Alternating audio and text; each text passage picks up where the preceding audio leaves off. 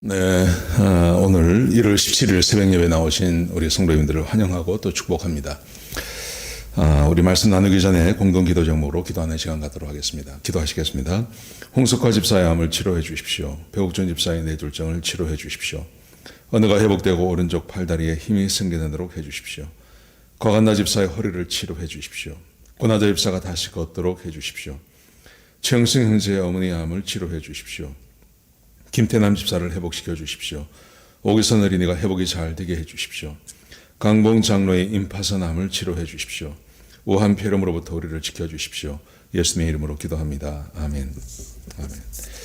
오늘 본문의 말씀은 마태복음 4장 1절에서 11절까지 말씀입니다.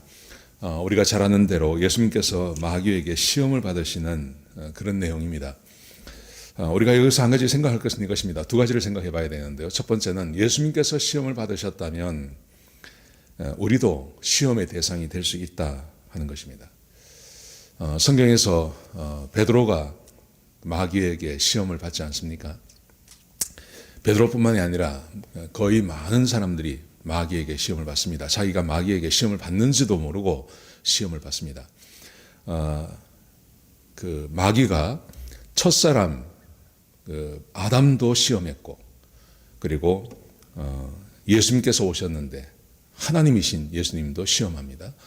그러므로 우리는 마귀에게 언제든지 시험을 받을 수 있는 대상이라는 것을 생각하셔야 됩니다.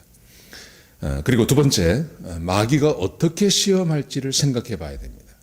오늘 예수님께서 받으신 이 세 가지 시험, 이 세 가지 시험이 저는 정확하게 우리 인생의 그 평생을 따라다니는 마귀의 시험이라고 생각합니다.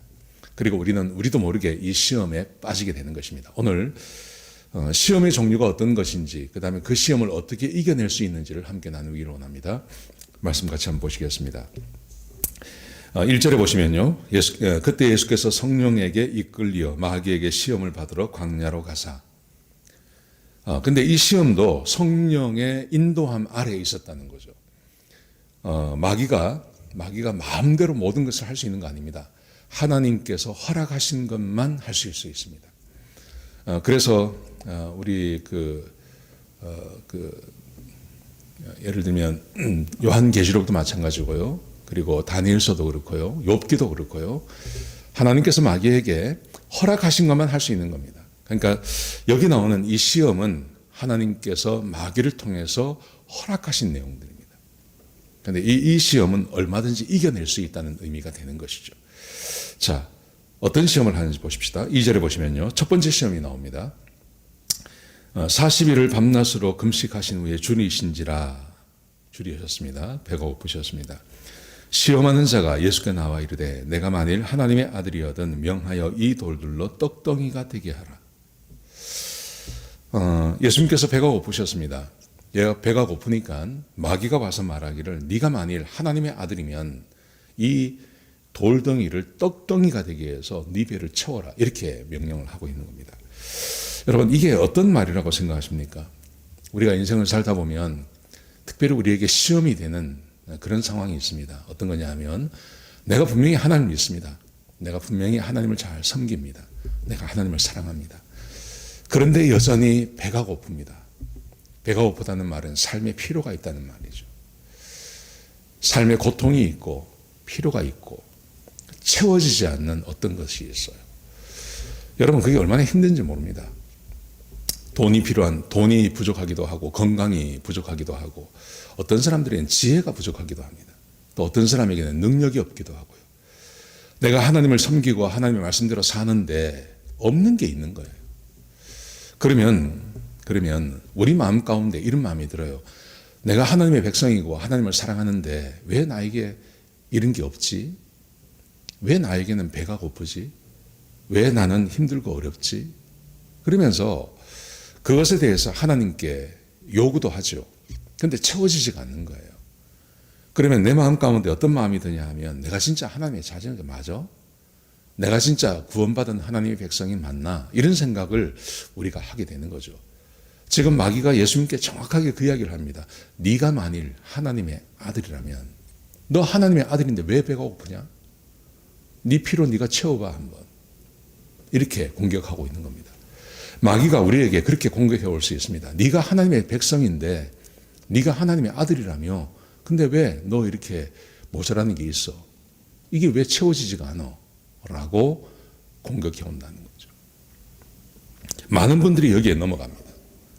많은 분들이 여기에서 자빠집니다. 그래서 어떤 분들은 하나님이 없다 그러기도 하고, 하나님 믿어도 소용없다 그러기도 하고, 벌써 첫 번째 이 시험에서 탈락하는 분들이 너무 많습니다. 자, 예수님께서 이 시험을 어떻게 이기셨나요?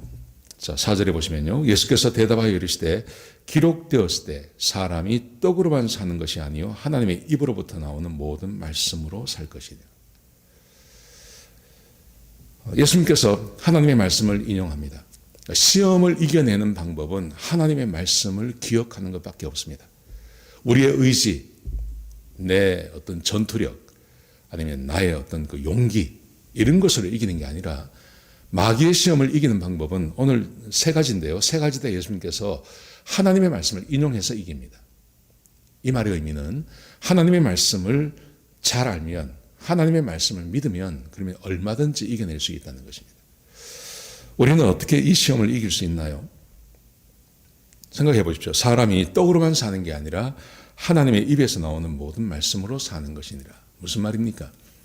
예, 하나님의 말씀을 따라 사는 삶에도 부족함이 있을 수 있습니다. 모든 사람이 완벽하게 부족함이 없이 사는 사람이 어디 있습니까? 부족함이 있죠. 부족한 것이 있습니다. 우리의 삶에 하나님의 인도를 받는 삶 안에도 뭔가가 부족한 것이 있다. 내가 하나님의 인도를 받는 것이라면, 내가 하나님의 인도함이 있으라면 부족한 것이 지금 있어도 염려할 거 없다. 왜냐하면 시간이 지나가면 하나님께서 채워주시니까. 내 필요를 지금 당장 피우는 게 아니라 하나님의 인도하심 아래서 내가 지금 굶어야 할 때가 있고 목말라야 할 때가 있는 겁니다. 그런데 그 시간이 지나고 나면 하나님께서 나에게 쉴 만한 물가로, 풍성한 푸른 초장으로 우리를 인도해 주시죠. 하나님의 인도 아래에 있다면 염려할 거 없습니다. 하나님의 말씀을 따라 사는 삶은 염려할 것 없습니다. 얼마든지 참아낼 수 있는 것입니다. 자, 두 번째 보시죠. 두 번째 보시면 두 번째, 세 번째가 나오는데, 오늘 두 번째 시험에서는 이런 것입니다. 예수님을 거룩한 성, 예루살렘 성전으로 데려가서 성전에 가서 성전 꼭대기에 세워서 여기서 뛰어보라고 하는 것입니다. 근데 예수님께서 당하신 이 시험을 누가복음에서도 기록하고 있습니다. 누가복음 4장에 보면 기록하고 있는데 이게 순서가 바뀌었어요. 그러니까 누가복음에서는 예수님께서 첫 번째 시험을 하신 다음에, 첫 번째 시험은 똑같습니다. 근데 두 번째가 누가복음에서는 높은 산으로 데려가서 천하 만국의 영광을 보여주고 나에게 절하면 내가 줄게, 이렇게 말합니다. 이 순서가 바뀌었어요. 근데 뭐 놀랄 거 없습니다. 이게 다 의미가 있다고 생각합니다. 자, 보십시오. 이게 시험의 강도가 점점 세지는 겁니다. 첫 번째는 너에게 네 필요를 채우라, 그렇게 말했죠. 근데 두 번째 보십시오. 두 번째 시험은 거룩한 성 꼭대기, 성전 꼭대기에 세워놓고 여기서 뛰어내리라 그럽니다. 네가 만일 하나님의 아들이라면 여기서 뛰어내려라. 그러면 기록되었을 때, 성경을 인용합니다. 마귀도 뭐라고 말하냐면 6절에 보시면요, 그가 너를 위하여 그의 사자들을 명하시리니 그들이 손으로 너를 받들어 발이 돌에 부딪히지 않게 하리라. 하나님의 말씀을 들어서 이렇게 유혹하고 있는 겁니다. 여러분, 이게 어떤 말씀 같았습니까? 저는 이 말씀을 이렇게 해석하고 싶어요. 우리 그리스도인들이 세상의 영광을 버립니다. 세상에서 우리가 세상만을 위해서 사는 게 아니지 않습니까? 세상을 위해서 살지 않습니다. 적어도 우리는 하나님의 은혜 아래 살기를 소원합니다. 그러면 나도 모르게 내가 이렇게 헌신하고 내가 이렇게 하나님 말씀대로 살려고 애를 쓰면 적어도 세상은 나를 알아주지 않는다 하더라도 교회는 나를 알아줘야 되는 거 아니야? 하는 생각을 하게 되는 거죠. 예수님께서 주 사역의 무대가 성전에, 예루살렘에 오시면 성전이셨습니다. 그리고 성전에서 많은 사람들이 알아보셨습니다.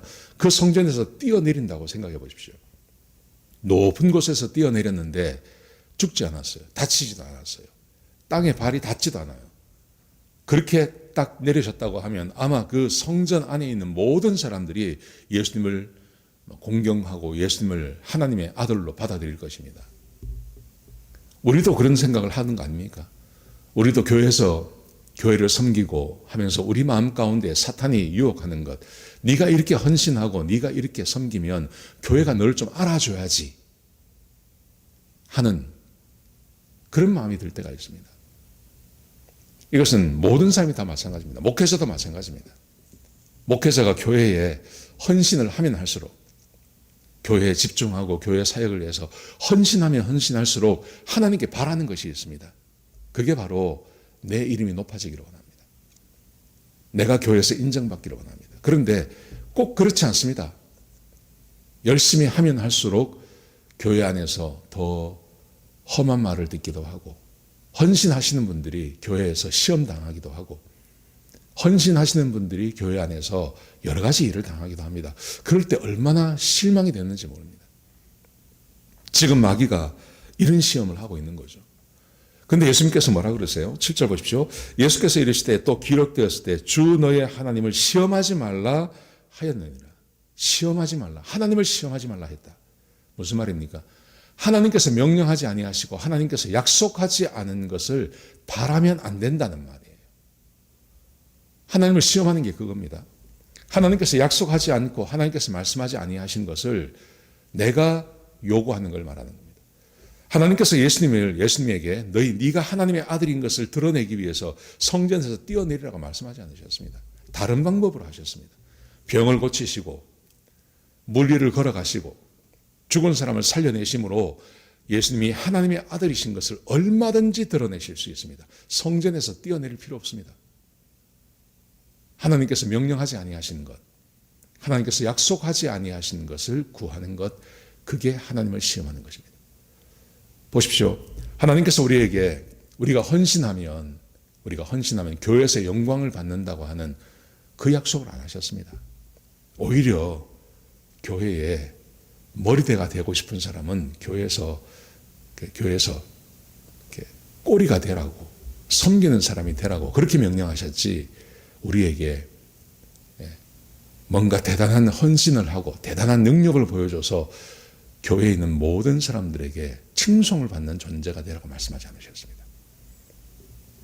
여러분, 이게 두 번째 시험이다. 이 시험에 얼마나 많은 사람들이 넘어지는지 모릅니다. 교회에 한번 헌신해보고 그리고 교회에서 한번 쓸맛을 본 사람들이 있지 않습니까? 헌신하면 헌신할수록 사람들이 나를 알아주고 나에게 칭찬해주고 하는 게 아니라 오히려 내 이름에 더 누가 되고 더 시험이 되는 경우가 있지 않습니까? 이게 두 번째 시험입니다. 잘 이겨내셔야 됩니다.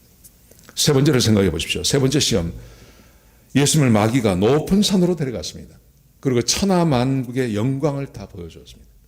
세상의 모든 영광을 다 보여줍니다. 그리고 말하기를 나에게 절하면, 엎드려 경배하면 이 영광을 다 주겠다 그랬습니다. 자, 그러자 예수님께서 이렇게 대답을 하십니다. 10절에 보시면요, 이 예수께서 대답하시되 사탄아 물러가라. 두 번 대답할 것 없어요. 사탄아 물러가라고 말씀하십니다. 그리고 말씀하시기를 기록되었을 때 주 너의 하나님께 경배하고 다만 그를 섬기라 하였느니라. 경배의 대상이 누군지를 알아야 된다는 거죠. 여러분, 이 세상 모든 곳에서 경배를 받으실 분은 하나님 한 분밖에 없습니다. 왜 그렇습니까? 하나님이 세상의 주인이시니까요. 온 세상을 창조하셨습니다. 그리고 나를 창조하셨습니다. 우리의 생사화복을 하나님께서 주관하십니다. 이 세상의 영광이 나를 책임져 주는 거 아닙니다. 오직 하나님만이 내 삶을 책임져 주십니다. 아무리 많은 영광을 가졌다 하더라도 사람이 죽으면 끝입니다. 그리고 죽고 나서 그 다음에 어떻게 됩니까? 지옥 가든지 천국 가는 거죠. 이 세상에 아무리 많은 영광을 가졌다고 하더라도 그 영광이, 그 재물이, 그 모든 권세가 나를 천국에 보내주는 것 절대 아닙니다. 나를 천국에 보내줄 수 있는 것은 오직 하나님 한 분밖에 없습니다. 그러므로 온 우주에서 영광을 받으실 분은 하나님 한 분밖에 없습니다. 하나님께만 영광과 존귀를 드려야 됩니다. 여러분, 그런데 그렇지 않습니다. 우리의 삶은 그렇지 않습니다. 예를 들어서 어떤 직장이 나에게 영광을 줍니다. 나에게 많은 것을 허락해 줍니다. 그럼 우리는 하나님보다 그 직장을 더 섬깁니다. 혹은 내 사업터가 나에게 모든 것을 주는 것 같습니다. 그러면 나는 나도 모르게 하나님보다 그 사업터를 더 소중히 여깁니다. 그 사업터에게 경배를 합니다. 사람이 그러면 사람에게 그렇게 합니다. 그게 남편이 되기도 하고 부인이 되기도 하고 자식이 되기도 하고 부모가 되기도 합니다. 나에게 뭔가를 주는 것, 그 뭔가를 주는 것을 사람들은 그 대상 앞에 약해지기 마련입니다. 그래서 하나님보다는 그 사람을 더 섬길 때가 있습니다. 얼마나 많은 사람들이 여기에 넘어지는지 모릅니다. 사업에 넘어지고 사람에게 넘어지고 사람을 경배하고 돈을 경배하고 사업터를 경배하고 직장을 경배하고 우리의 직업을 경배하는 경우가 얼마나 많은지 모릅니다. 그러면 안 됩니다. 오늘 예수님께서 말씀하신 대로 오직 주 하나님께 경배하고 다만 그를 섬기라 하였느니라.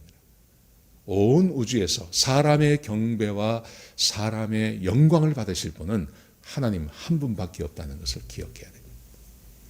이 세 가지 시험은요, 정말 우리의 삶에서 끊임없이 찾아옵니다. 이 시험을 한 번 겪고 이겼다고 해서 끝나는 게 아닙니다. 끊임없이 네가 하나님의 자녀인데 너 왜 배가 고파? 내가 뭔가 좀 부족하고 나에게 뭔가가 좀 없을 때 그런 음성들이 우리 내면에서 얼마나 자주 일어납니까? 너 교회에서 그렇게 헌신했는데 왜 교회가 너 안 알아줘? 그런 음성들이 우리에게 얼마나 많습니까? 하나님을 섬기기보다는 다른 걸 섬기면 나에게 훨씬 유리한 그런 것들이 우리에게 올 수 있다고 하는 것이 얼마나 우리에게 많습니까? 여러분, 그러므로 우리는 끊임없이, 저는 기도할 때마다 이 세 가지를 놓고 늘 기도합니다. 매일 기도합니다. 매일. 하나님, 내가 내 삶에 부족한 것이 있다 하더라도 그것 때문에 하나님 원망하지 않게 해주십시오. 하나님, 교회에서 영광을 구하는 자가 되지 않게 해주십시오. 하나님, 제가 세상을 경배하는 자가 되지 않게 하시고 온 우주의 주인 되시는 하나님만 경배하는 사람 되게 해주십시오. 제가 기도할 때마다 매일 그거 기도합니다. 그래야 시험이 올 때 이게 시험이라는 것을 알 수 있고요. 그리고 그 시험을 이겨낼 수도 있는 것입니다. 오늘 이런 은혜가 우리 모두에게 있기를 주의 이름으로 축복합니다. 기도하시겠습니다. 하나님, 감사합니다. 귀한 말씀 주셔서 감사합니다. 악한 마귀가 예수님도 시험했습니다. 그러므로 우리도 시험할 수 있습니다. 내가 어떤 시험을 당하는지, 내가 어떤 시험 가운데 이미 빠졌는지 구분하고 아는 자들이 되게 하여 주옵소서. 하나님, 가능하면 우리에게 은혜를 더하여 주셔서 우리 모든 성도들이 시험을 이겨내고 시험에 빠지지 않는 주의 백성들이 되게 역사하여 주옵소서. 주님 감사합니다. 예수님의 귀하신 이름으로 기도드렸습니다. 아멘.